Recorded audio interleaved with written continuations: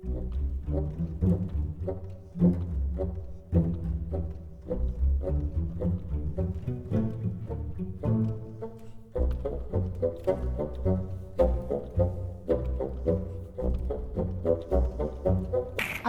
আলাইকুম। রাত 11টায় magic Bangla TV সংবাদে আপনাদের আমন্ত্রণ জানাচ্ছি আমি স্বপ্না। শুরুতেই সংবাদ শিরোনাম। 15 জানুয়ারির মধ্যে হচ্ছে না জুলাইয়ের গণ উৎপাদনের ঘোষণাপত্র জানালেন মা। ফেব্রুয়ারির মধ্যে সবাই হাতে নতুন বই পাবে জানালেন প্রেস সচিব। এবার কারো পক্ষ নিয়ে কাজ করলে অসুবিধা হবে জানালেন কর্মকর্তা ইসি। শেখ হাসিনাকে ফেরানোর চিঠির কথা স্বীকার করেছে ভারত জানালেন রফিকুল আলম। লেবাননের প্রেসিডেন্ট হলেন সেনাপ্রধান জোসেফ আউন এবং টানা 2 জয়ের সিরিজ ড্র বাংলাদেশে। এতক্ষণ শুনছিলেন শিরোনাম, এবার বিস্তারিত। Enjoy the power of speed with a pure racing machine. Taro Bangla, a symbol of elegance. অন্তর্বর্তী সরকারের উপদেষ্টা মাহফুজ আলম বলেছেন, জুলাই গণ উৎপাদনের ঘোষণাপত্র আগামী 15 জানুয়ারির মধ্যে হচ্ছে না। কিছুটা দেরি হলেও খুব বেশি দেরি হবে না। আশা করি শিক্ষার্থীরা ধৈর্য ধারণ করবেন। বৃহস্পতিবার বিকালে রাজধানী ফরেন সার্ভিস একাডেমির মিলনায়তনে এই ব্রিফিংয়ে একথা বলেন তিনি বলেন, এই বিষয়ে আগামী সপ্তাহ থেকে রাজনৈতিক দলগুলোর সঙ্গে আনুষ্ঠানিক আলোচনা হবে।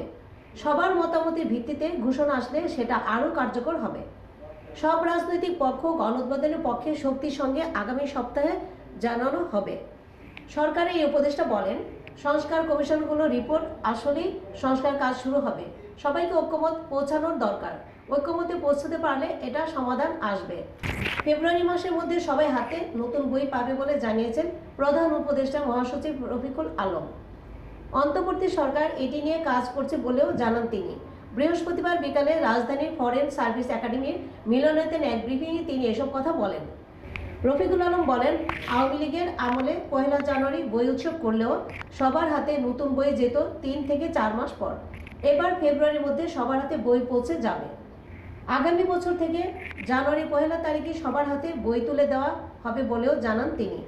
প্রধান উপদেষ্টার প্রেস সচিব বলেন, চট্টগ্রামে বর্ষার সমস্যা হলো। জলাবদ্ধতার সমস্যা যত দ্রুত নিরসন করা সম্ভব সেই বিষয়ে নির্দেশ দিয়েছেন সরকার। আর ট্রাফিকের বিষয়ে ক্যাবিনেট আলোচনা হয়েছে। এ সময় অন্তর্বর্তী সরকারের উপদেষ্টা মাহফুজ আলম, প্রধান উপদেষ্টার উপপ্রেস সচিব আবুল কালাম আজাদ মজুমদার, অপূর্ব জাহাঙ্গীর, সিনিয়র সহকারী প্রেস সচিব ফয়েজ আহমদ প্রমুখ উপস্থিত ছিলেন। কর্মকর্তাদের হুঁশিয়ারি করে প্রধান নির্বাচন কমিশনার এএমএম নাসির উদ্দিন বলেছেন, আগামী নির্বাচন আপনারা পক্ষপাতভাবে করবেন না। আগে পক্ষ নিয়ে কাজ না করলে চাকরির সমস্যা হতো, এবার সেটা নয়, তাই ভয়ের কোনো কারণ নেই। এবার সেটার উল্টো হবে, কারো পক্ষ নিয়ে কাজ করলে অসুবিধা হবে। আমরা কিন্তু শক্ত অবস্থানে যাব। কাজেই আপনারা সঠিকভাবে আইন কানুন মেনে কাজ করবেন। বৃহস্পতিবার মৌলভীবাজারে বেঙ্গল কনভেনশনে হলে আয়োজিত ভোটার নিবন্ধন প্রক্রিয়া চ্যালেঞ্জ এবং চ্যালেঞ্জের উত্তরণের উপায় শীর্ষক দিনব্যাপী কর্মশালার উদ্বোধন অনুষ্ঠানে প্রধান অতিথির বক্তব্যে তিনি এসব কথা বলেন। কর্মশালার অংশ নেওয়া বিভিন্ন পর্যায়ে কর্মকর্তাদের উদ্দেশ্য করে ইসিসি আরও বলেন, সঠিকভাবে কাজ করলে আমরা সঠিকভাবে সুন্দর নির্বাচন উপহার দেব।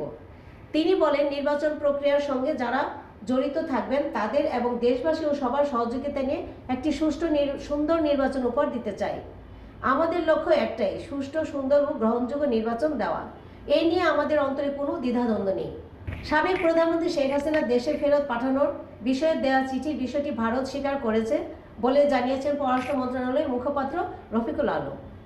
পাসপোর্ট বাতিল হয়ে গেলে ভিসার কোনো ইস্যু থাকে না বলেন পররাষ্ট্র মন্ত্রণালয়ের মুখপাত্র রফিকুল আলম। বৃহস্পতিবার বিকালে পররাষ্ট্র মন্ত্রণালয়ে এক প্রেস ব্রিফিংয়ে এসব কথা জানান রফিকুল আলম। বলেন, শেখ হাসিনাকে ফেরত চিঠি পাঠানোর বিষয়টি স্বীকার করেছে ভারত। বাংলাদেশ ভারতের উত্তরের অপেক্ষায় থাকবে। শেখ হাসিনা ভিসা এক্সটেনশন করার বিষয়ে হিন্দুস্তান টাইমসের সংবাদ প্রসঙ্গে তিনি বলেন, কারো পাসপোর্ট বাতিল করা হলে সব দেশের জানিয়ে দেওয়া পররাষ্ট্র মন্ত্রণালয়ের। পাসপোর্ট বাতিল হয়ে গেলে ভিসার কোনো ইস্যু থাকে না।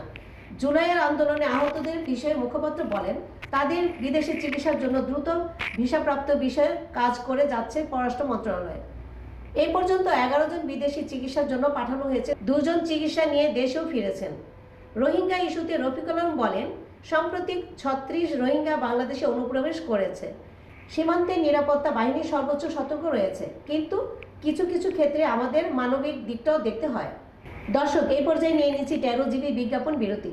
ফিরছি কিছুক্ষণ পর, সঙ্গেই থাকুন। We believe in speed.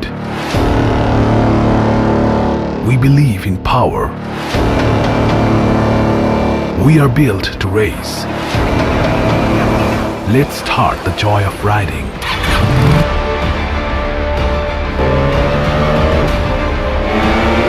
Modified 150cc liquid cool engine. Combined braking system with 3-disc brake. Free flow sports exhaust. Aggressive compacted race design. It's not just another sports bike. It's Taro GP1, pure racing machine. A beginning of a new journey. Product of Taro Bangla, a symbol of elegance. ফিরে এলাম 13 GB বিজ্ঞাপন বিরতির পর। Enjoy the power of speed with a pure racing machine. Taro Bangla, a symbol of elegance. দর্শক, এবার আন্তর্জাতিক সংবাদ।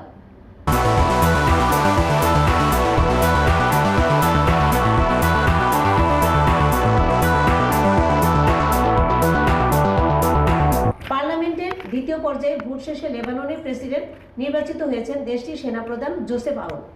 এর মধ্য দিয়ে 2022 সালে অক্টোবর থেকে প্রেসিডেন্টবিহীন দেশ পরিচালনা ইতি ঘটল। লেবাননের নতুন নেতা নির্বাচিত হওয়ার জন্য আউনের একক সংখ্যাগরিষ্ঠতার পেতে 65টি ভোটারের প্রয়োজন ছিল।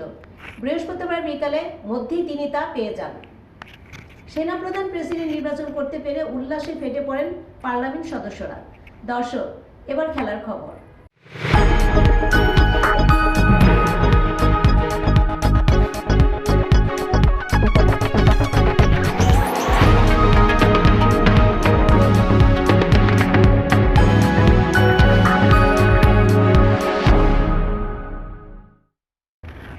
প্রথম 2 ম্যাচ জিতে সিরিজে লিড দিয়েছেন শ্রীলঙ্কা অনূর্ধ্ব-19 নারী দল। তবে তৃতীয় ম্যাচ জিতে ঘুরে দাঁড়ালো বাংলাদেশ অনূর্ধ্ব-19 নারী দল। সিরিজ বাঁচাতে আজকের ম্যাচ জয়ের বিকল্প ছিল না বাংলাদেশের। গুরুত্বপূর্ণ এই ম্যাচে লঙ্কা মেয়েদের 21 রানে হারিয়ে টাইগার্সরা এই জয়ে 2-2 সিরিজের ভাগাভাগি করল 2 দল। আগে ব্যাট করতে নেমে 19 ওভারে 5 বলে সবকটি উইকেট হারিয়ে 126 রান সংগ্রহ করে বাংলাদেশ অনূর্ধ্ব-19 নারী দল। সর্বোচ্চ 24 রান করেছেন জান্নাতুল। জবাবে খেলতে নেমে 20 ওভারে 8 উইকেট হারিয়ে 105 রানে বেশি করতে পারেনি শ্রীলঙ্কা অনূর্ধ্ব-19 নারী দল। লক্ষ্য তারায় প্রথম বলেই রান আউট হন সাঞ্জনা কাভিন্দি। পরের ওভারে ডাক খেয়ে ফেরেন ভিমুক্সা বালাসুরিয়া। শুরুতে ব্যাকফুটে যাওয়া লঙ্কার মেয়েরা আর ঘুরে দাঁড়াতে পারেনি। অধিনায়ক মনোদি নানায়স্কারা 26 বল 25 রান করে বিপর্যয় সামাল দেওয়ার চেষ্টা করেছেন। তাছাড়া হিরোনি হানসিকা খেলেন 19 বলে 44 রানের দুরন্ত ইনিংস খেলেছেন। তবে তারা এমন ইনিংস কেবলই ব্যবধান কমিয়েছে। শেষ করার আগে শিরোনামগুলো আরেকবার। 15 জানুয়ারির মধ্যে হচ্ছে না জুলাইয়ের গণ উৎপাদনের ঘোষণাপত্র, জানালেন মা। ফেব্রুয়ারির মধ্যে সবাই হাতে নতুন বই পাবে, জানালেন প্রেসিডেন্ট। এবার কারো পক্ষ নিয়ে কাজ করলে অসুবিধা হবে, জানালেন কর্মকর্তা ইসি। শেখ হাসিনাকে ফেরানোর চিঠির কথা স্বীকার করেছে ভারত, জানালেন রফিকুল আলম। লেবাননের প্রেসিডেন্ট হলেন সেনাপ্রধান জোসেফ আউন এবং টানা 2 জয়ের সিরিজ ড্র বাংলাদেশে। এই ছিল আজকের সংবাদ। সবাই ভালো থাকুন, সুস্থ থাকুন এবং ম্যাজিক বাংলা টিভির সাথেই থাকুন। ধন্যবাদ।